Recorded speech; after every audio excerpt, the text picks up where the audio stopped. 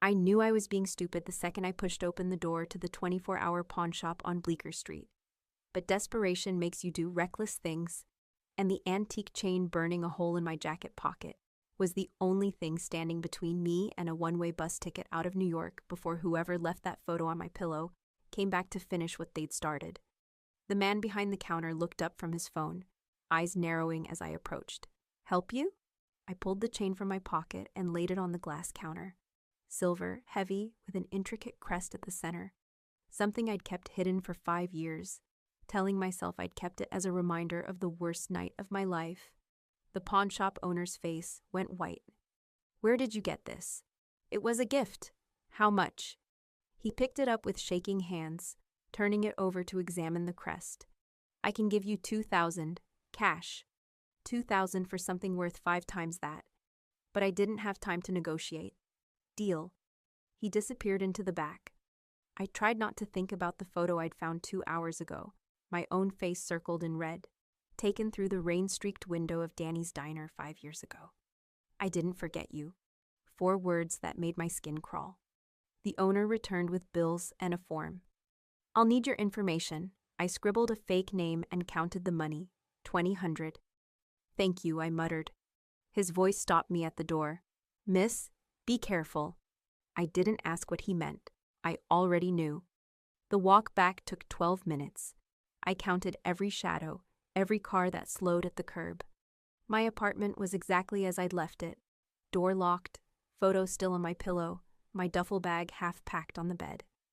My corkboard was covered with sketches of Tessa's Bakery, floor plans I'd drawn and redrawn, a printed listing of my father's old house in Queens with the asking price circled, $340,000.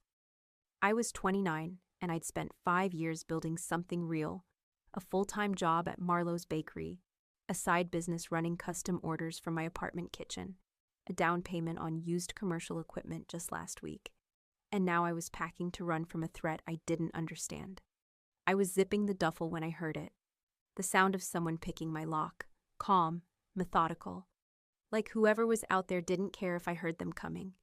My heart slammed into my throat. I grabbed the rolling pin from the counter. The door swung open. The man who stepped inside was tall, broad-shouldered, wearing a black jacket that probably cost more than my rent. Dark eyes swept the apartment before landing on me, and when he smiled, it didn't reach his eyes at all. "Tessa Cole, you're coming with me." "Get out." I raised the rolling pin. "Get out or I'm calling the police." "No, you're not."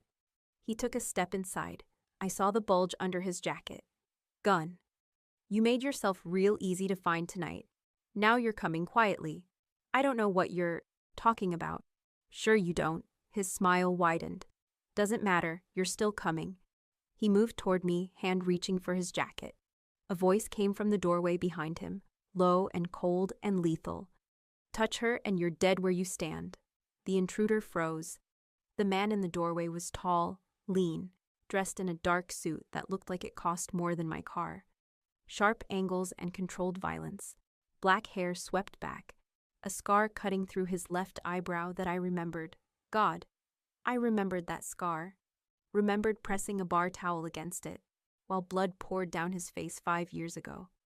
5 years older. 5 years harder. 5 years more dangerous. The intruder spun around, confusion flashing across his face. He didn't recognize the man in the doorway.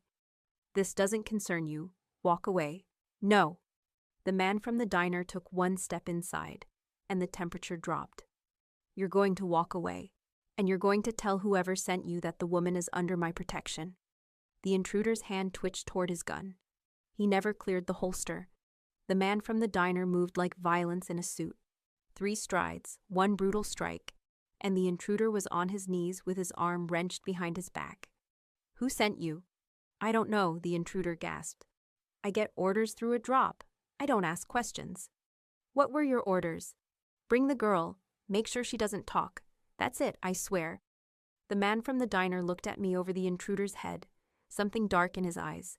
"Leave, run, and pray I don't see your face again." He released him with a sharp shove. "You're too far down the food chain to know anything that matters, but my men will still have a conversation with you on your way out." The intruder scrambled for the door. A second later, I heard heavy footsteps in the hallway and a muffled shout, proof that whoever was waiting out there hadn't let him get far.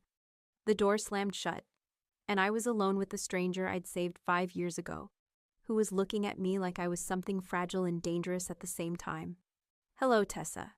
His voice was different than I remembered, steadier, rougher. "You have no idea how long I've been looking for you." I tightened my grip on the rolling pin. "I don't know you." "Yes, you do.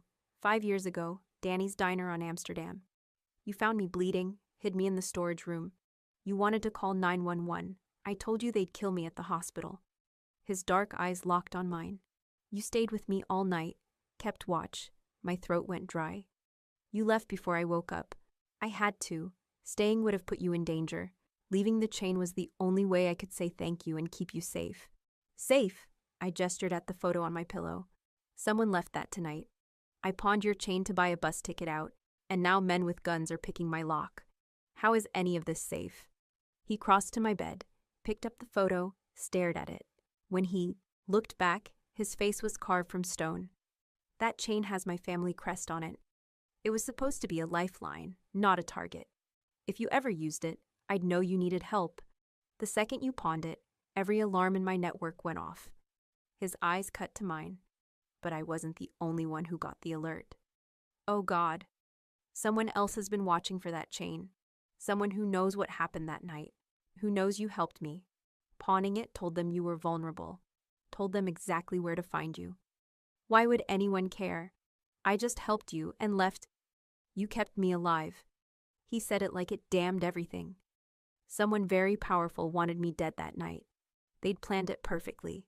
And then you dragged me into that diner and refused to let me bleed out." The room tilted. "So they've been looking for me? For 5 years? Maybe you were just a name on a list. But now that chain has surfaced. Now that I found you, now they know I'll protect you. Which makes you perfect bait." My legs felt weak. I sat down hard on the bed. "What do you want from me?" "I want you to live." He crouched in front of me, bringing his eyes level with mine. "I want you to make a choice, Tessa. A real one." "What choice?" "You can stay here. Hope your locks hold. Hope the next man who comes is as easy to scare off." His voice dropped. "Or you can come with me. Let me keep you safe while we figure out who's hunting you and why." "That's not a choice. That's just different ways of losing everything." "No." His hand covered mine on the rolling pin. Warm, calloused, steady. "A choice is deciding whether you trust me enough to let me help you or whether you'd rather face this alone." I looked at his hand on mine, at the scar through his eyebrow, at the face I'd seen pale and bloodless, now hard and certain, at the photo on my pillow and the dreams on my wall. "If I go with you, what happens to my life? My job? My bakery plans?" "We protect them. I'll call your boss. Tell him you have a family emergency. When this is over, you walk back into your life and finish what you started." "And if it's not over?" His eyes went dark, dangerous. "Then I'll make them stop." The way he said it, flat, absolute, like a promise written in blood, should have terrified me. Instead, something in my chest loosened just enough to let me breathe.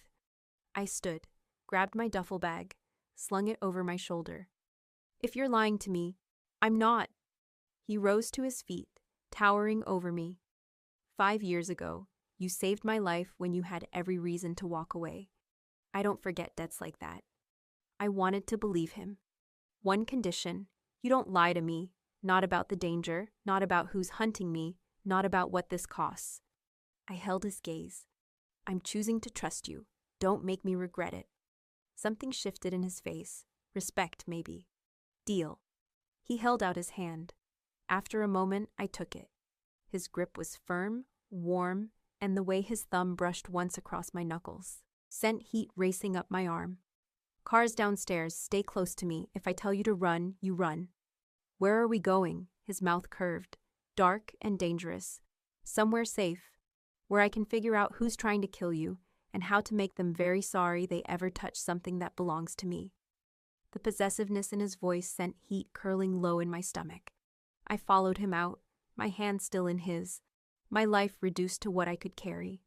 The elevator doors closed, and I caught our reflection, a baker in jeans and flour-dusted jacket, and a man who looked like he could burn the city down. "This is insane," I muttered. His reflection smiled. "Yes, but you're still breathing. That's what matters." The elevator opened to an underground garage. A black car with tinted windows waited, driver beside it. He opened the back door, and I hesitated. This was it. The moment where I stepped out of my life and into something I didn't understand. "What's your name?" I asked suddenly. He paused, met my eyes. "Alessio Romano." The name settled over me like a weight, like a promise. I climbed into the car. He slid in beside me, close enough that I could feel the heat radiating off him. The car pulled out, and I watched my building disappear in the mirror, my apartment, my corkboard, my dreams shrinking smaller until it was just another lit window in a city full of them. Alessio's hand found mine in the darkness. I didn't pull away. The penthouse was all glass and steel, 40 floors above the city with views that stretched to the bridge. Floor-to-ceiling windows showed Manhattan glittering below like a field of stars, and I pressed closer to Alessio instinctively as we stepped inside. 2 men in dark suits flanked the entrance. They nodded at Alessio, eyes sliding over me with professional disinterest. "Guest room is ready, boss," one said. "Good. No one comes up without my clearance. No one." Alessio's hand stayed on my lower back, warm through my jacket. "Tessa, this way." He guided me through a living room that looked like it belonged in a magazine. Leather furniture, abstract art, a bar cart with bottles that probably cost more than my rent, and down a hallway to a bedroom that was bigger than my entire apartment. "You'll stay here." He set my duffel on the bed. "Bathrooms through there, kitchen's stocked if you're hungry. Lock the door if it makes you feel safer, but you're safe here regardless." I stood in the doorway, suddenly aware of how out of place I looked. Flowers still on my jeans, hair pulled back in a messy bun, sneakers with worn soles. "I need to call my boss. Greg, he'll be worried if I don't show up tomorrow." "Already handled." Alessio pulled out his phone, showed me a text thread. "Told him you have a family emergency out of state. You'll be back in a week or 2. My stomach tightened. "You can't just, I didn't agree to 2 weeks. Tessa." He pocketed the phone, moved closer. "Whoever sent that man to your apartment isn't going to stop because you go back to work and pretend nothing happened. They know where you live, where you work. They've been watching you."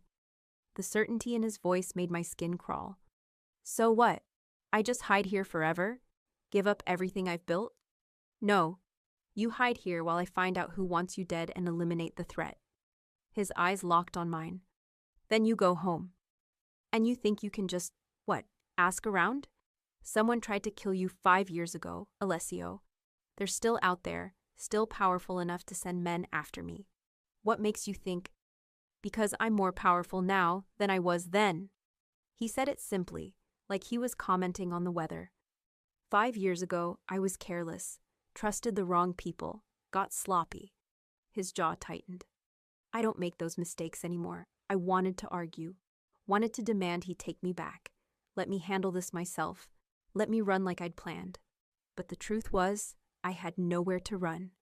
And the man standing in front of me had just disarmed an armed intruder in 3 seconds flat. "I have a custom order due Friday," I said finally. "A wedding cake for one of my regulars. If I don't deliver, give me the details. I'll have someone handle it." "You can't just have someone. It's my reputation, my client relationship." "Would you rather have your reputation or your life?" He stepped closer, close enough that I had to tilt my head back to hold his gaze. "Because right now, you don't get both.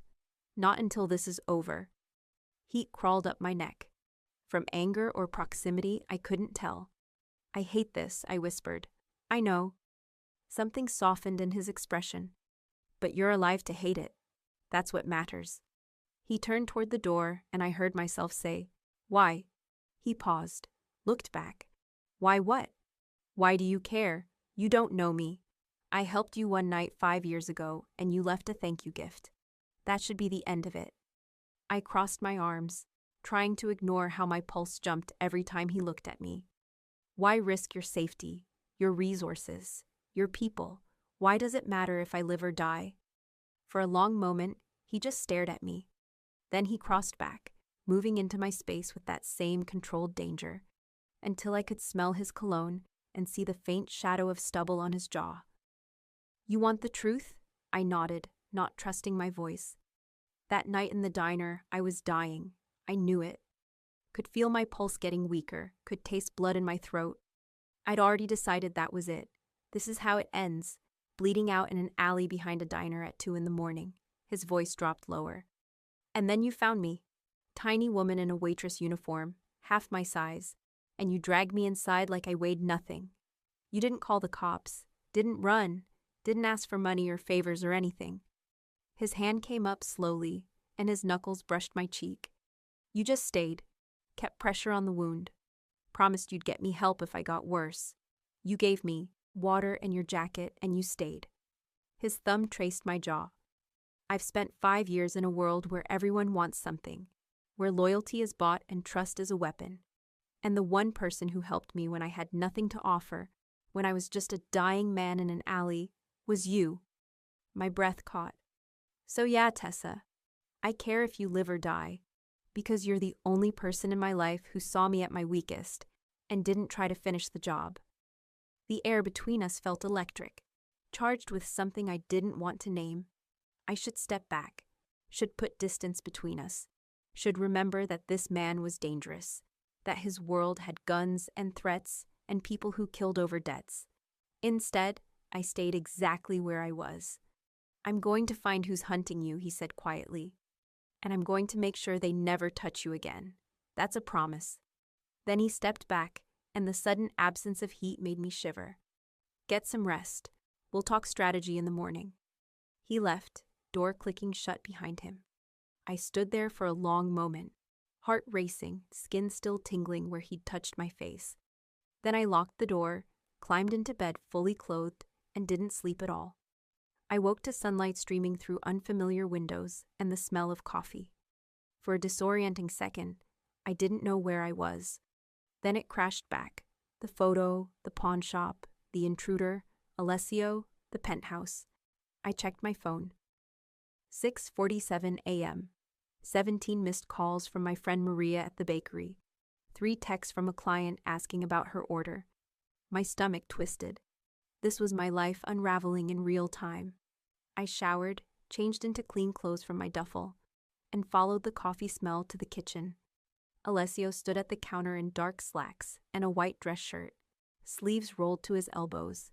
He looked up as I entered, and something flickered in his eyes. Appreciation, maybe, or just acknowledgement. "Coffee, please?" He poured, handed me a mug. Our fingers brushed. "Did you sleep?" he asked. "Not really. You?" "No." We stood there in the early morning light, drinking coffee in silence, and it felt strangely domestic. Wrong, but not uncomfortable. "I need to make some calls," I said finally. "Explain to my clients." "Not yet." He set down his mug. "Any communication out of this penthouse can be traced. If whoever's hunting you is monitoring your phone, your email, then they already know I'm gone. They know you disappeared. They don't know where or with who." His eyes held mine. "The less contact you have with your old life right now, the safer you are." Frustration bubbled up. "So I'm just, what, a prisoner here?" "You're protected here." "Same thing." "No." He moved closer, and I hated how my pulse jumped. "A prisoner doesn't get a choice. You do. You can leave right now if you want. I won't stop you." His voice dropped. "But the second you walk out that door, you're alone. And the people hunting you are very good at making problems disappear."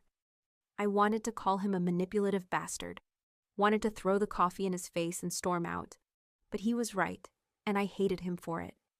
"I need to do something," I said tightly. "I can't just sit here while my life falls apart." He studied me for a moment, then nodded. "Okay, help me." "Help you what?" "Figure out who's coming after you." He gestured toward a laptop on the counter. "Walk me through that night. Every detail you remember. Who else was in the diner, what you saw, what happened before I stumbled in." I wrapped my hands around the mug, using the warmth to steady myself.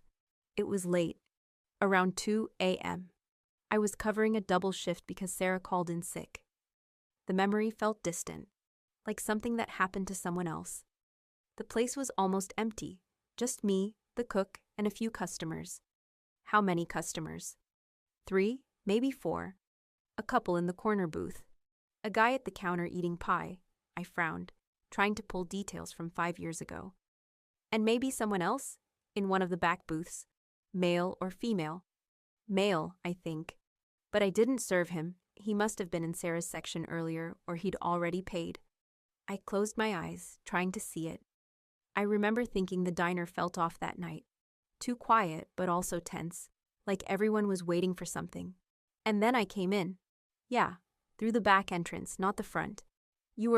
God, there was so much blood. You tried to sit at the counter, but you couldn't stay upright. I grabbed you before you hit the floor. His hand found mine on the counter. Squeezed once. What happened after you hid me in the storage room? Men came in, 3 of them, maybe more. They had guns tucked in their jackets. I could see the bulges. They asked if anyone had seen a man, injured, bleeding. I told them no. My voice shook. The cook backed me up. They searched the diner anyway, but I'd locked the storage room and told them it was broken, that the key was missing. They believed you? They didn't have a choice. The couple in the corner got scared and left. The guy at the counter kept his head down, and then the men left too. The customer at the counter, describe him. It was 5 years ago, Alessio. Try. I pulled my hand from his, wrapping both arms around myself. Older, maybe 50s. Dark hair. He was wearing, normal clothes. Jeans, a jacket. I stopped. What? A ring? On his right hand. I noticed it because it caught the light when he was eating, and it looked expensive. Heavy gold with some kind of design on it. Alessio went very still. What kind of design? I don't know. I didn't get a good look. Something engraved, maybe an eagle or why? Does it matter? Maybe. His jaw was tight. Anything else about him? He paid in cash, left a big tip, and he left right after the men did, like he'd been waiting for them to go. I looked at Alessio. You think he was involved? I think. Someone in that diner knew I'd be there, knew to look for me. His voice was hard. And if he had a family ring, that narrows it down. Before I could respond, his phone buzzed. He glanced at it, frowned. I need to take this. Don't leave the penthouse. Where would I? But he was already striding toward his office, phone to his ear, door closing behind him. I stood alone in the kitchen, mug of coffee going cold in my hands, and tried not to think about the fact that I'd just described a potential witness, or killer, from 5 years ago. And Alessio had recognized the description. Tried not to think about what that meant, or what he was going to do about it. Hours passed. Alessio disappeared into his office with a rotating door of men in suits, who nodded at me but didn't speak. I tried to read, tried to watch the city through the windows, tried not to think about Greg scrambling to cover my shifts, or Maria fielding calls from confused clients. Tried not to think about the ring I'd described, or why Alessio had gone silent and deadly when I mentioned it. By 11 p.m., I couldn't sit still anymore. The guest room felt like a cage, the penthouse too quiet despite the low murmur of voices from Alessio's office. I found myself in the kitchen, opening cabinets, taking inventory. Flour, sugar, butter, eggs. The basics were all there, plus expensive vanilla extract and high-quality chocolate I'd never be able to afford on my own. My hands moved on autopilot, measuring, mixing, the familiar rhythms settling my nerves. I'd stress-baked my way through my mother's illness, through losing the house, through every crisis that ever tried to drown me. This was no different. I was pulling a tray of lemon honey cookies from the oven when I heard footsteps behind me. It's midnight. I didn't turn around. I couldn't sleep. Alessio moved into my peripheral vision, leaning against the counter. He'd lost the jacket, loosened his tie. He looked tired in a way that made him somehow more human. What are you making? Cookies, lemon honey. I set the tray down, started transferring them to a cooling rack.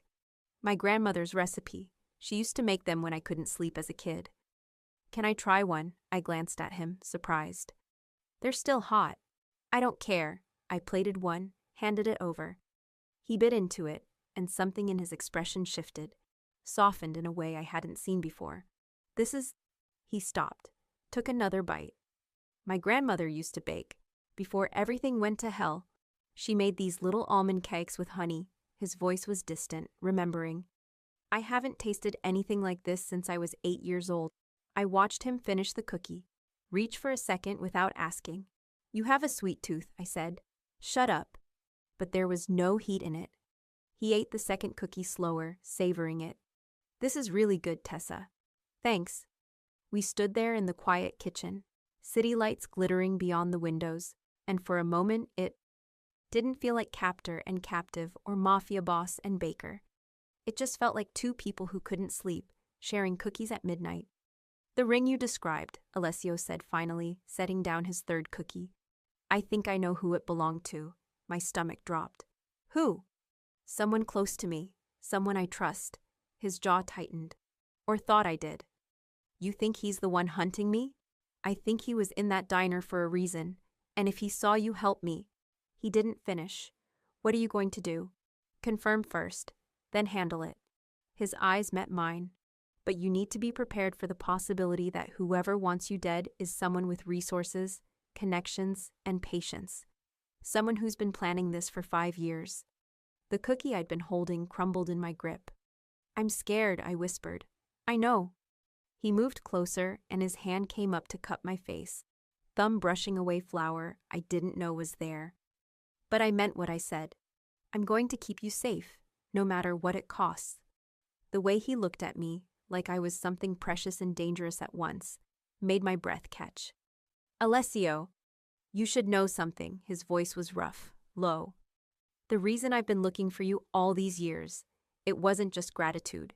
It wasn't just owing you a debt. Then what was it? His other hand came up, cradling my face between his palms, and the intensity in his eyes stole my ability to think. That night in the diner, you looked at me like I was worth saving. Not because of who I was or what I could give you. Just because I was human and I was dying and you couldn't walk away. His forehead dropped to mine. No one in my world looks at me like that. Like I'm a person instead of a weapon or a threat or a transaction. My hands found his wrists, holding on. You are a person. Not to most people, but to you. He pulled back just enough to meet my eyes. To you, I was just a man who needed help. And I haven't been able to forget that. Haven't been able to forget you. That's not, we don't even know each other. I know you stayed when everyone else would have run. I know you kept your word even when it cost you. I know you're terrified right now, but you're still standing here making cookies at midnight, because baking is how you fight back. His thumb traced my lower lip. I know you're the strongest person I've ever met, and you have no idea. Heat flooded through me, want and fear, and something I didn't have a name for. This is a bad idea, I breathed. Probably. You're dangerous, your world is... I know. I should walk away. You should. His mouth was an inch from mine.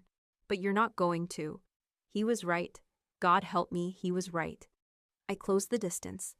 His mouth on mine was heat and hunger and 5 years of wondering. He kissed like he did everything else, controlled but barely, like he was holding back an entire storm. His hand slid to my waist, lifting me onto the counter, stepping between my legs, and I gasped against his mouth. Tessa. My name on his lips was a warning and a prayer. I pulled him closer, fingers threading through his hair, and he groaned low in his throat. His hands moved up my sides, thumbs brushing the underside of my breasts through my shirt. And the sound I made was embarrassing and desperate, and I didn't care.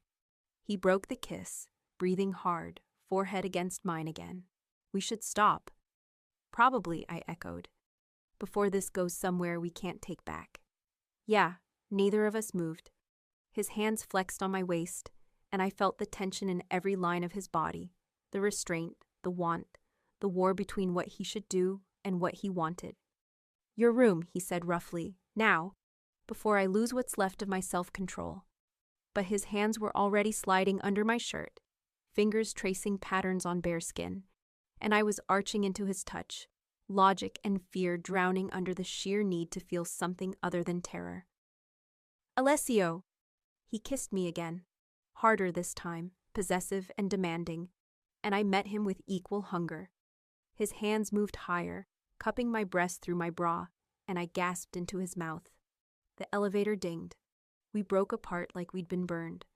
Alessio moved in front of me instantly, his body a shield, hand going to the gun at his hip I hadn't realized he was carrying. A man stepped out, tall, dark-haired, expensive suit. He took in the scene, me on the counter, flushed and disheveled, Alessio's rumpled shirt, and his mouth curved in a smile that didn't reach his eyes. Sorry to interrupt. His voice was smooth, controlled. But we have a situation that needs your attention. Salvatore, Alessio's voice was ice. This better be important. Salvatore. The name sent a chill down my spine for reasons I couldn't name. It is. Salvatore's eyes slid to me, and something in his gaze made my skin crawl. The men who went to collect Miss Cole have turned up dead. Someone's cleaning house, and they left a message. Alessio went very still. What message? She's mine now. Come and take her. The temperature in the room dropped 20 degrees. Get everyone on high alert, Alessio said quietly. Double the guards here and at the estate. No one moves without checking in, and find out who killed those men and where they are right now. Already on it, Salvatore nodded once, then looked at me again. Something flickered in his expression, recognition, maybe, or calculation. Miss Cole, it's a pleasure to finally meet the woman who saved our boss's life. Our boss. The phrasing felt wrong somehow. Thank you, I managed. He smiled. It was the smile of a predator. Then he was gone, elevator doors closing behind him, and I was alone with Alessio again. But the moment was broken. The heat between us had evaporated, replaced by cold reality. I should go to bed, I said, sliding off the counter. Tessa, it's late. You have whatever that was to deal with. I'll just... His hand caught my wrist, gentle but firm. What happened just now between us? That wasn't a mistake. I looked at his hand on my wrist, at the cookies cooling on the counter, at the city beyond the windows that suddenly felt very far away. Wasn't it? No. He pulled me closer, and his other hand cupped my face again. But the timing is shit. And you deserve better than being kissed in a kitchen while people are trying to kill you. So what? We just pretend it didn't happen. No, we acknowledge it happened. And we deal with the threat first. His thumb brushed my cheekbone. And then, when you're safe, when you can walk away if you want to, we figure out what this is. It was the right thing to say. The honorable thing. I hated how much I didn't want to wait. Okay, I whispered. He pressed a kiss to my forehead, soft, achingly gentle, and let me go. I walked to my room, closed the door, and stood there shaking. Because I'd just kissed a man who could kill without blinking. Because I wanted to do it again. And because somewhere in the back of my mind, alarm bells were ringing about Salvatore, and the way he'd looked at me, like he knew me from somewhere, like he was calculating something I couldn't see. I climbed into bed and didn't sleep. Again. 3 days passed in a blur of tension and forced proximity. Alessio disappeared into meetings, came back with tight shoulders and darker eyes. I baked, paced, tried to ignore the way my phone kept lighting up with messages from clients I couldn't answer.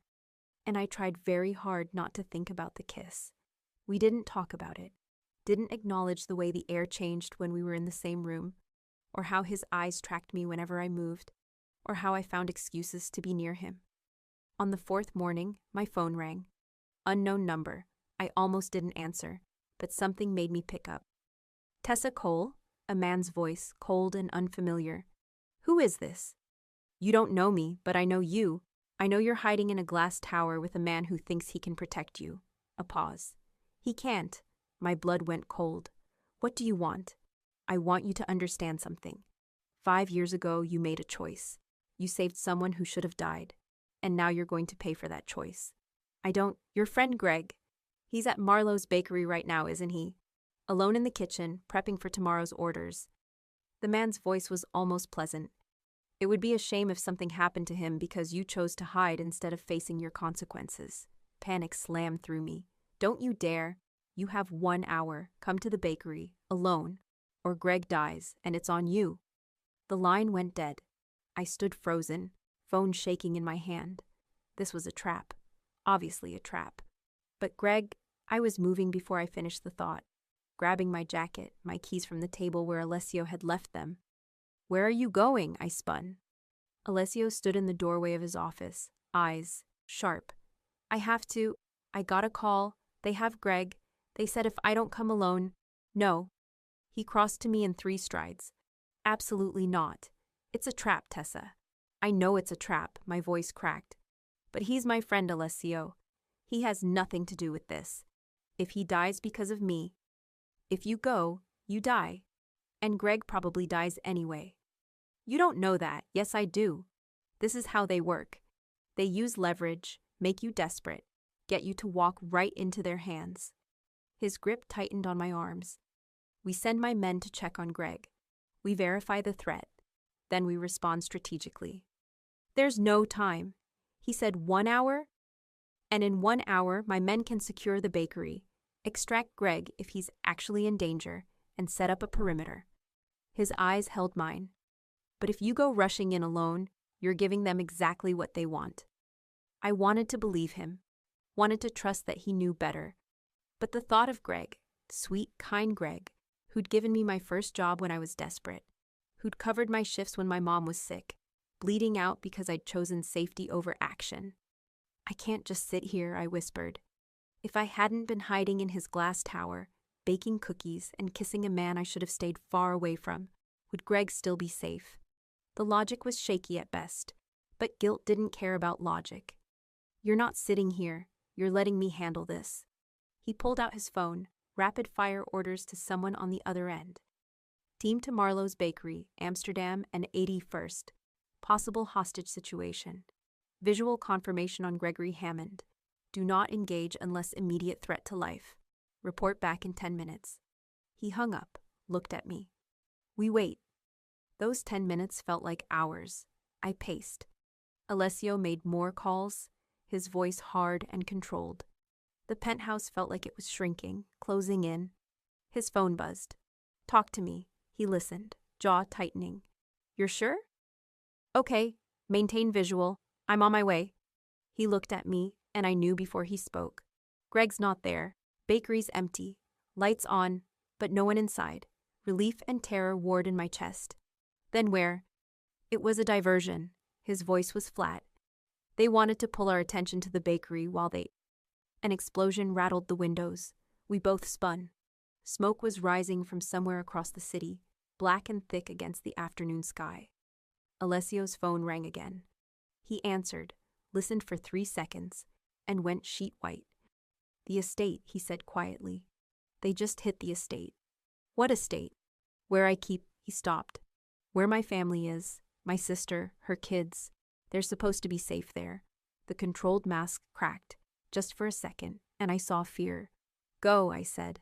"I'll stay here, I'll lock the doors, just go." "You're coming with me, Alessio."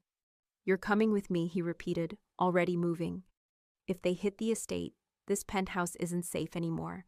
Someone on the inside is feeding them information, and I don't know who to trust." He grabbed my arm, pulled me toward the elevator. We hit the garage at a run. A car was already waiting, engine running. Alessio shoved me into the back, climbed in beside me. "The estate. Fast." The driver didn't need to be told twice. We tore through the city, Alessio on his phone the entire time, coordinating, ordering, his voice getting colder with every call. I sat pressed against the door, watching smoke fill the sky, and tried not to think about what we'd find when we got there. The estate was chaos. Fire trucks, police, Alessio's men everywhere. Part of the main house was in flames, windows blown out. People were being evacuated, some on stretchers. Alessio was out of the car before it fully stopped.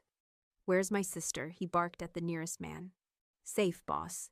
She got the kids to the safe room before the blast. They're shaken but unharmed." The relief on Alessio's face lasted exactly 2 seconds. "How many casualties?" 3 dead, 7 injured. Whoever planted the device knew exactly where to hit for maximum damage. "Inside job," Alessio said flatly. "Lock down the estate. No one in or out without my personal clearance. And get me security footage from the last 72 hours. He turned to me, and his expression softened just slightly. Stay with the car. Don't move. I need to? I know. Go. He hesitated, like he wanted to say something else. Then he was gone, striding toward the burning building, shouting orders. I stood there feeling useless and terrified, and a hand closed over my mouth from behind. I tried to scream, but the grip was iron. I was dragged backward, away from the car, into the chaos of smoke and noise where no one could see. Stop fighting, a voice hissed in my ear. Mr. Salvatore wants to see you. And if you make a scene, a lot more people are going to die today. Salvatore.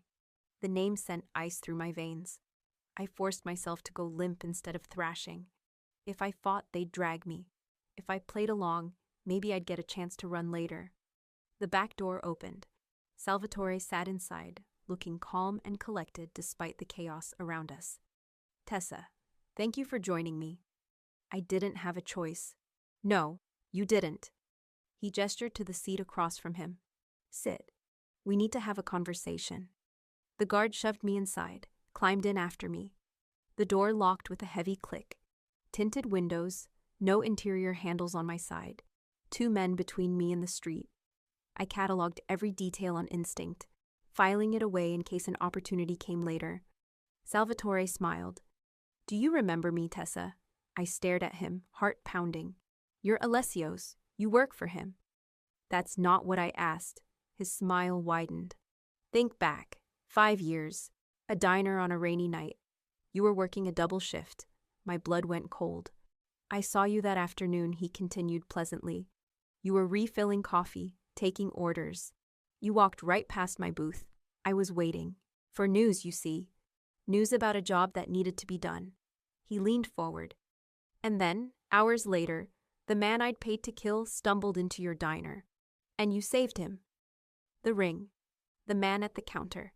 It was him. You tried to kill Alessio. I did kill him, or I should have, his voice hardened. But you interfered. You dragged him inside, hid him, lied to my men. Because of you, he survived. Because of you, I've spent 5 years pretending to be his loyal second, waiting for another chance. He trusts you, I whispered. I know. It's been almost fun, watching him rebuild, watching him hunt for the person who betrayed him, never suspecting it was the man standing beside him the whole time. He pulled out a gun, rested it casually on his knee. But now he's found you, and you're the key to everything. I don't understand. You saw me in that diner. You can identify me as being there the night of the hit, which means you're a witness to my betrayal. He tilted his head. But more than that, you're his weakness, the one person in his life he actually cares about. Kill you, and I break him. Use you as bait, and I get him to walk right into my trap. My mouth was dry. He'll kill you for this. He'll try. Salvatore checked his watch. Right about now, he's going to get a call. My voice, telling him I've captured the traitor who planted the bomb. Telling him to come to the East Wing, alone, where I have the suspect contained. His smile was cold. He'll come, of course, because he's desperate and angry and not thinking clearly. And when he does, he didn't finish, didn't need to. Why are you telling me this? Because I want you to understand. Men like Alessio think they're untouchable. I like my victories witnessed.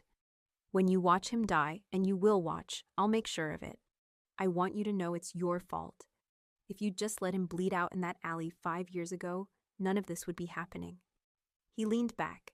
You tried to save him, and instead, you doomed him. Rage flooded through me, drowning the fear. You're wrong. Am I? Yes, because Alessio's not stupid. He'll know it's a trap. He'll come anyway, because you're here. Salvatore's eyes glittered. Love makes people stupid, Tessa. And he loves you, even if he hasn't said it yet, which means he'll walk right into my trap, and there's nothing you can do to stop it. The SUV started moving, pulling away from the estate, heading towards somewhere darker and more isolated. And I realized with sickening certainty that he was right. Alessio would come for me, and Salvatore was going to kill us both. They took me to an abandoned warehouse on the waterfront, because of course they did. Salvatore's men dragged me inside, zip-tied my wrist to a metal chair in what looked like an old office with grimy windows overlooking the main floor below. Salvatore checked his phone, smiled. He's on his way. 40 minutes, maybe less. He crouched in front of me. You should feel honored. The great Alessio Romano, rushing to his death for a woman he's known for 4 days. 5 years, I said. He's known me for 5 years. One night 5 years ago doesn't count as knowing someone. It does when that night changed everything. I held his gaze, refusing to look away. You're terrified of what I represent. That's why you're doing this. His smile faltered. Careful, Tessa. You've spent 5 years pretending to be loyal, playing the long game, waiting for your moment. And then I showed up, proof that Alessio can inspire actual loyalty, that people will help him for nothing, that he's worth saving. I leaned forward as much as the restraints allowed. I scare you because I'm everything you're not, and he chose me over trusting you. Salvatore's hand cracked across my face. I tasted blood, but I smiled anyway. Truth hurts, doesn't it? Keep talking. It'll make watching you die so much more satisfying. He stood, nodded to his men. I'm going down to prepare the welcome. Don't let her move. And if she screams, gag her. He left. I counted to 30, then looked at the 2 guards. You know he's going to kill you too, right? Once this is over, you're loose ends. They didn't respond. He's been planning this for 5 years. You really think he's going to leave witnesses, even loyal ones? I shifted in the chair, testing the zip ties. Too tight. Help me get out of here, and I'll make sure Alessio knows you turned. That you helped. That you're not— Shut up, one of them growled. I shut up. But I'd planted the seed. I saw it in the glance they exchanged, the uncertainty. 10 minutes passed. 15. Then I heard it, the sound of a car pulling up outside, doors slamming, footsteps. Alessio's voice, sharp and commanding. Where is she? Salvatore's response was too quiet to hear. Then gunfire, short, controlled bursts, and shouting. One of my guards swore, moved toward the door. The other one looked at me, hesitated. Go help, I said quickly. I'm not going anywhere. He went. The second he was through the door, I started working on the zip ties, twisting my wrist despite the pain, trying to find any give, any weakness. The door burst open, but it wasn't my guard returning. It was Alessio, gun in hand, blood on his shirt, eyes wild until they found me. Tessa. He crossed to me in 2 strides, pulled a knife, cut the zip ties. Are you hurt? I'm fine. It's a trap, Alessio. Salvatore. I know. I figured it out when I saw the security footage. His hands cupped my face, checking for injuries, and his thumb brushed the cut on my lip from where Salvatore had hit me. Something dark and lethal crossed his expression. Where is he? Downstairs. He's waiting for you. Good. He pressed the gun into my hands. Stay here. If anyone comes through that door who isn't me, you shoot them. Understand? I'm not letting you go down there alone. Tessa. No. I grabbed his arm. He wants you alone. That's the whole plan. You go down there by yourself, and he kills you. That's what he's been planning for 5 years. And if I don't go, he comes up here and kills you. So we go together. We end this together. I held his gaze. You said I'm not just a bystander. You said I'm fighting, so let me fight. For a long moment, he just stared at me. Then he nodded once. Stay behind me. Don't be a hero. And if I tell you to run, I won't. His mouth curved, just slightly. Stubborn woman. You have no idea. We moved through the warehouse like ghosts, Alessio leading with lethal precision. Bodies on the ground, his men, Salvatore's men.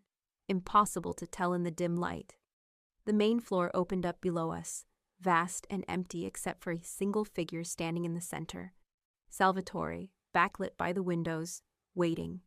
Alessio stepped out onto the catwalk above, and I followed. Salvatore. The man below looked up, and his expression flickered. Surprise, then calculation. You brought her. How romantic. It's over. Alessio's voice was flat. Your men are dead or captured. The estate is secure. Whatever you thought you'd accomplish tonight, you failed. Did I? Salvatore spread his hands. I got you here. That was the goal. And now what?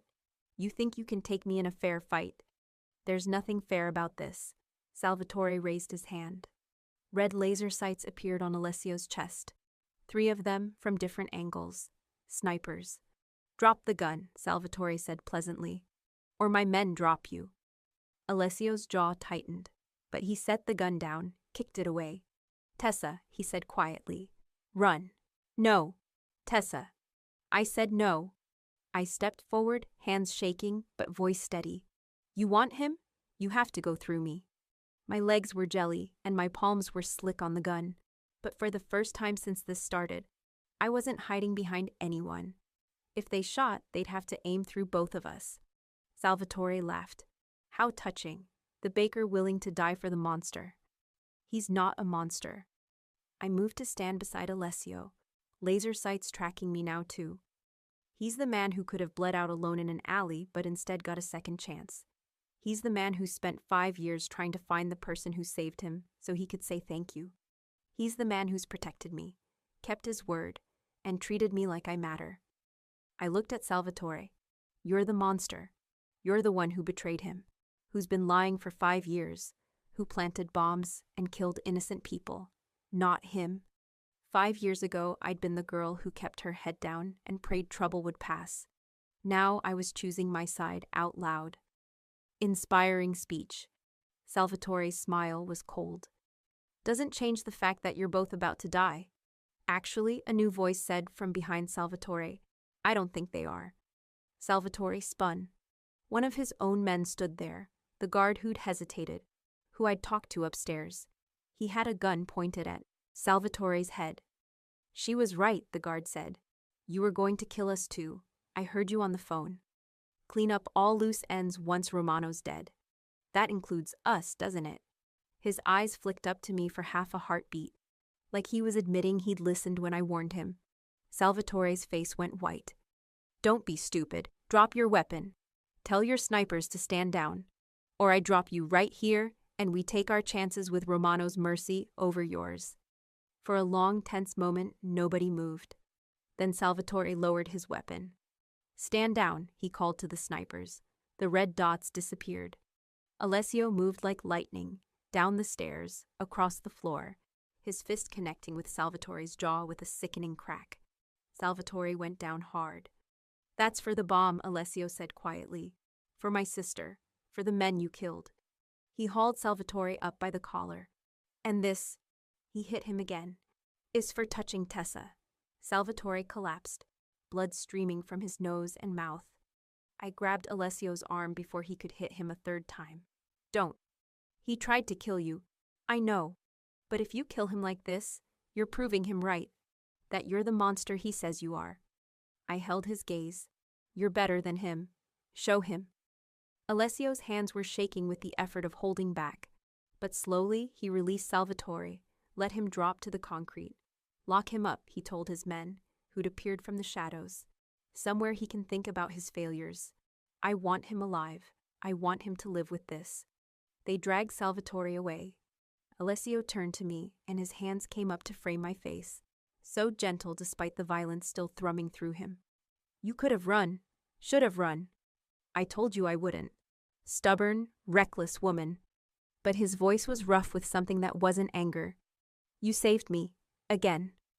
We saved each other. I leaned into his touch. That's what partners do. His forehead dropped to mine. Partners, he repeated. I like that. Epilogue 1 year later, my father's house didn't just belong to me on paper. It had my name on the front window. The old porch and crooked steps were still there, but the ground floor had transformed. Where drawn curtains and a rusted mailbox used to be, there was now a wide glass storefront with gold script that caught the morning light.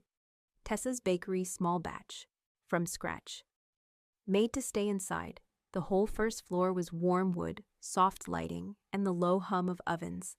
Display cases took up the front, filled with croissants, cookies, and the lemon honey circles that had somehow become our unofficial signature. A narrow hall wrapped around to the back kitchen, where my industrial mixer lived like a steel dragon in the corner, churning dough instead of breathing fire. Upstairs, the old bedrooms had been turned into one small apartment and an office. Bed, tiny sofa, bookshelves, a desk overflowing with invoices and recipe notebooks. It wasn't big. It didn't need to be. I knew very well Alessio was going to propose, sooner rather than later. I'd found the receipt from a custom jeweler tucked underneath a stack of boring legal documents on his desk. His attempt at subtlety completely ruined by the words platinum setting, 1 center stone, 2 side stones, our design. He'd closed the folder a little too fast when he'd noticed my eyes there. I'd pretended not to see. He'd pretended I believed him. So no, I didn't need a sprawling forever apartment. This was a launching pad, a place to stand while my life shifted into whatever came next. For now, it was perfect. Downstairs, the ovens beeped. I checked the clock, 7:42 a.m., 18 minutes until opening. The chain at my neck was cool where it rested against my collarbone, the silver warmed in the center from my skin and constant touch. Sometimes I still caught myself reaching for it in the mirror, half expecting to feel the old dread. All I felt now was weight, history, choice. The bell over the front door chimed. "We open at 8, I called automatically, sliding a tray of lemon honey cookies onto the counter to cool. "If you're here to beg for exception for house regulars," a familiar voice said, "especially the ones who underwrite your security system." I didn't have to look up to know. My heart did it for me. "You're early," I said, finally glancing toward the door.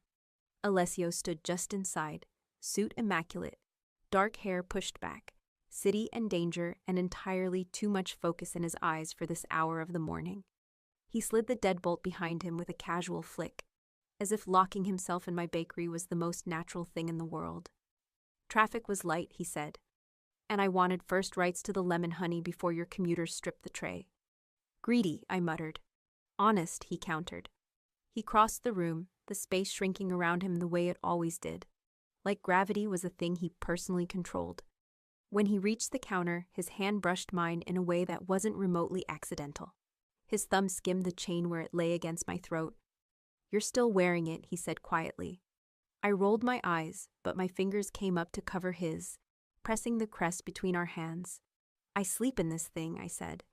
"Your jeweler did good work.